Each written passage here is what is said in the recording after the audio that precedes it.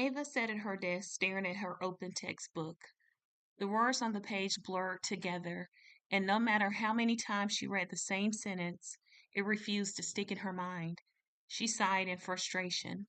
Concentration was something she used to take for granted, but lately her thoughts felt like static, impossible to focus, and constantly spinning in every direction. Her phone buzzed with a text from Riley. Movie night? Ava wanted to say yes, as she used to love movie nights, but lately, even her favorite things, watching films, reading novels, sketching in her notebook, had lost their spark. The idea of pretending to be okay for an entire evening was exhausting. Not feeling great tonight. Rain check? She typed back before tossing her phone onto the bed. Her stomach growled, but the thought of eating made her feel sick. Eating felt like a chore, just another thing she couldn't handle. Sleep used to be her escape, a place where her worries melted away, but now even that was taken from her. She would lay awake for hours each night with her mind replaying every mistake, every awkward conversation, every reason she wasn't good enough. When sleep finally came, it was fleeting, leaving her groggy and irritable the next morning. The smallest things would set Ava off, whether that be a classmate tapping their pen too loudly, her mom asking her to unload the dishwasher, or Riley teasing her about being late for school. The irritability bubbled up inside of her. She hated how short tempered she had become, but it felt like her emotions were always just beneath the surface and ready to explode. Underneath it all, a voice whispered constantly in the back of her mind, "You're a failure. You're not good enough. You're a burden." It was relentless and eroding her confidence until even looking in the mirror felt like a cruel joke. Some days, Ava felt too heavy to move, like the weight of her sadness had seeped into her bones. But other times, it was the opposite. Her body would buzz with restless energy, and she would pace her room for hours, unable to sit still. And it didn't matter how many times she circled her tiny space, nothing made her feel calm. One morning, after another sleepless night, Ava sat on the bathroom floor with her back pressed against the cold towel. She hugged her knees to her chest, her body trembling with silent sobs. She had tried so hard to keep it together, to act like she was fine, but she was tired.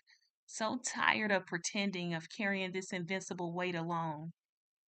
I don't want to feel like this anymore, Ava thought. The thought surprised her. It felt honest, like the first clear thought she'd had in months. She didn't know what to do with it, but it was something. At school, Ava found Riley by the lockers. Her heart raced, her palms clammy, but she forced herself to speak. "Hey, can we talk? It's kind of serious," Ava said.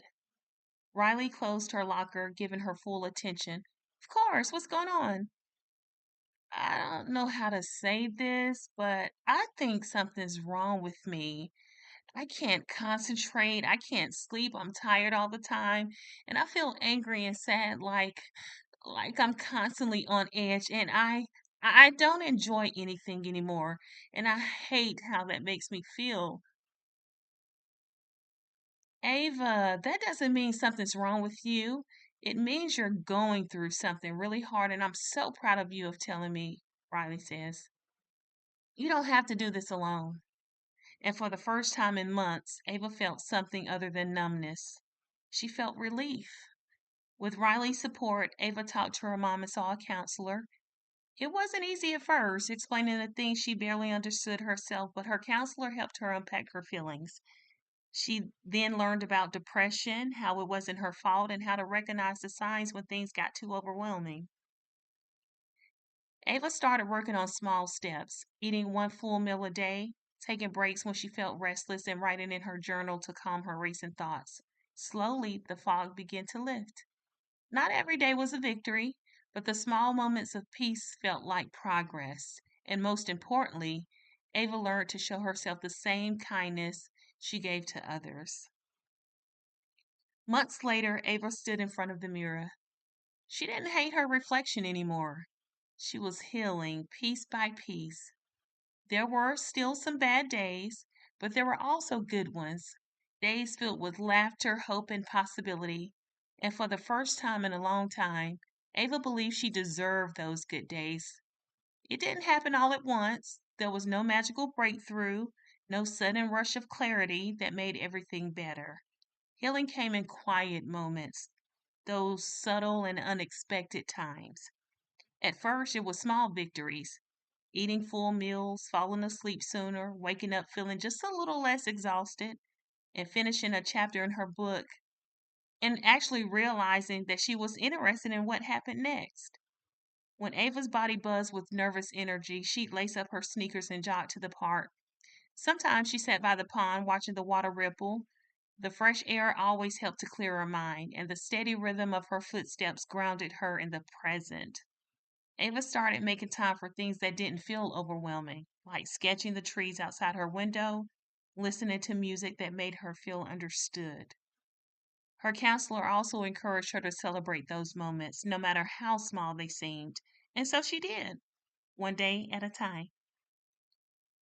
Ava didn't know what the future would hold, but she knew she wasn't the same girl who once felt trapped in her own mind. She was stronger now, braver now. She had learned to reach out for help, to let people in, and to trust herself again. And that was enough. As she closed her journal and turned off the light, Ava curled up under her blanket and smiled to herself. The weight that once felt unbearable was lighter now. The road ahead wasn't perfectly clear, but for the first time in a long time, she felt ready to walk it. She closed her eyes and wandered off to sleep. This time, it wasn't restless or fitful, it was peaceful. And in that peace, Ava knew she was finally finding her way back to herself.